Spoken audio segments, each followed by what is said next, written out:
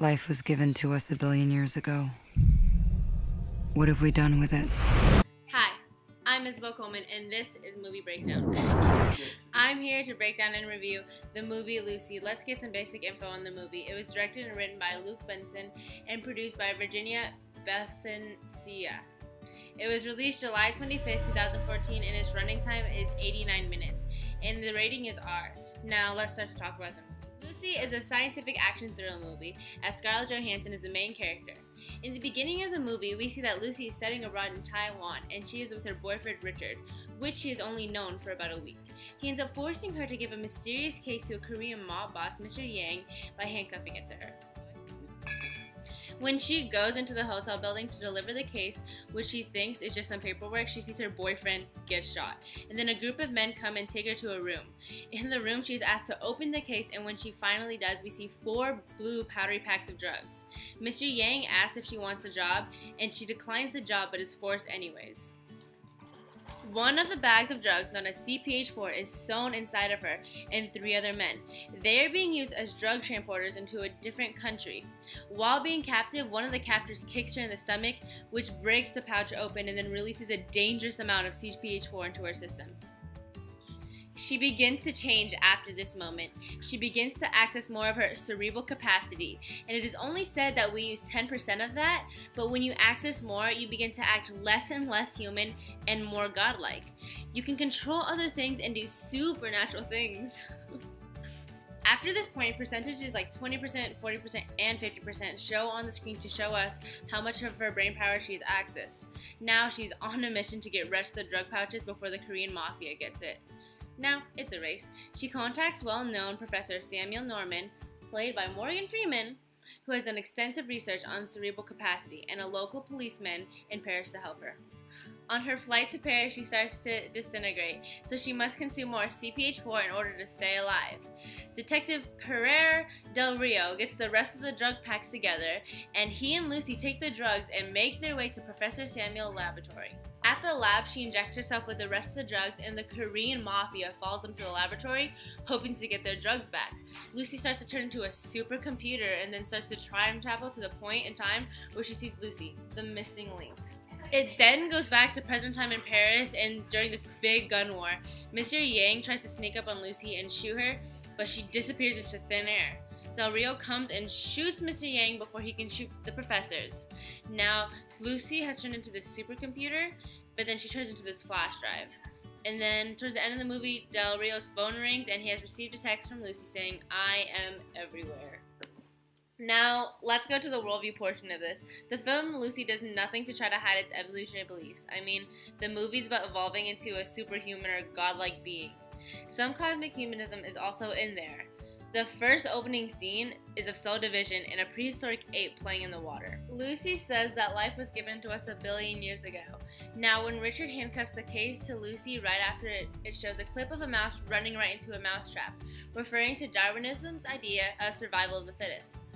And when she's waiting in the reception hall, it shows another clip of a cheetah running after a gazelle, also referring back to Darwinism's idea of survival of the fittest.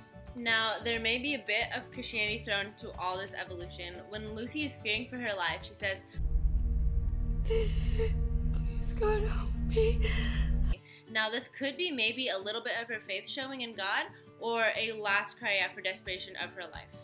Now, when CPH-4 fills Lucy's system is where evolution meets cosmic humanism. Lucy begins to go on a major drug trip and starts evolving into a superhuman / her own god. While turning into a god, she can also do things that the average human cannot. She can see sound waves and survive a gunshot without it even phasing her. It's pretty crazy. And she tells her mom she can remember everything that's ever happened to her, everything like her mom has done for her, how many kisses her mom has given to her, even memories that anyone is too young to remember. Sweetie, you can't possibly remember that. You were barely a year old. I remember the taste of your milk in my mouth.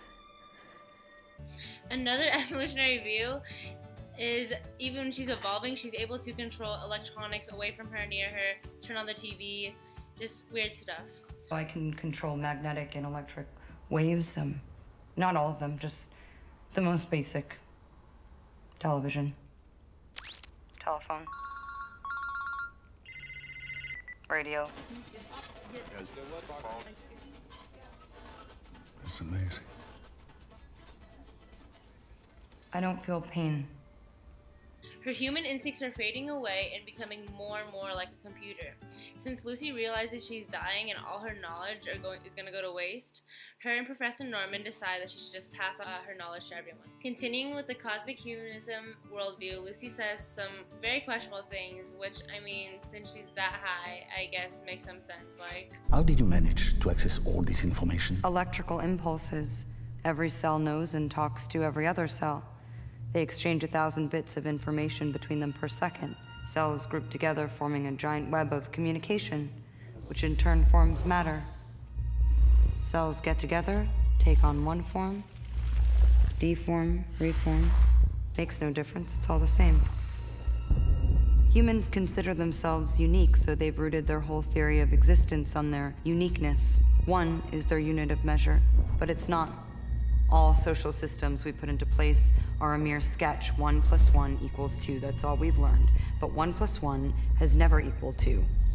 There are, in fact, no numbers and no letters. We've codified our existence to bring it down to human size, to make it comprehensible. We've created a scale so that we can forget its unfathomable scale. But if humans are not the unit of measure, and the world isn't governed by mathematical laws, what governs all that? Film a car speeding down a road. Speed up the image infinitely, and the car disappears. So what proof do we have of its existence? Time gives legitimacy to its existence. Time is the only true unit of measure. It gives proof to the existence of matter. Without time, we don't exist. Now, when Lucy injects herself with all the drug packs, she starts to become a black ooze that consumes everything, and she starts to become a supercomputer. Lucy starts to go back into time and throughout time and finally ends up reaching the evolutionary beginning, shown early in the movie with an ape in the forest. Lucy then meets Lucy, well, the missing Lucy. Trippy, right?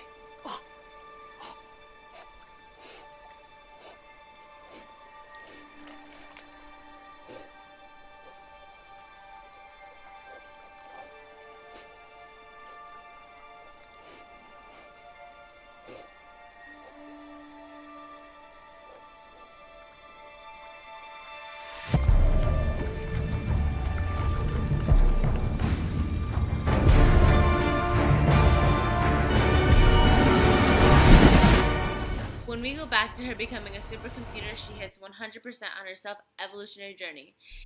Where is she?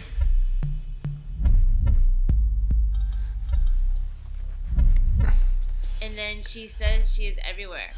Major cosmic humanism. We can obviously tell this movie has no problem with its anti-Christian worldview. The evolutionary to cosmic humanist worldviews kind of just slap you in the face while watching. From its beginning scene to ending scene, evolution is what this movie is revolved around. It is showing its viewers that instead of a God who created a man and a woman in his image, an ape named Lucy is our missing link from ape to human. Creation was not spread out over a major portion of this supposed evolutionary vast time history of the universe. It also tells the viewers that man is just a stack of chemicals that arrive by natural process, instead of something so perfectly thought out. Lastly, it contradicts the Bible in one of the biggest ways possible. The very nature of life. I mean, from the very beginning, the development of the first cell, divided into 2 cells. The sole purpose of life has been to pass on what was learned. There was no higher purpose. So if you're asking me what to do with all this knowledge you're accumulating, I say, pass it on. Just like any simple cell going through time. Samuel Norman says that man has no purpose other than to pass on information to the next generation, which goes against what God has called us to do.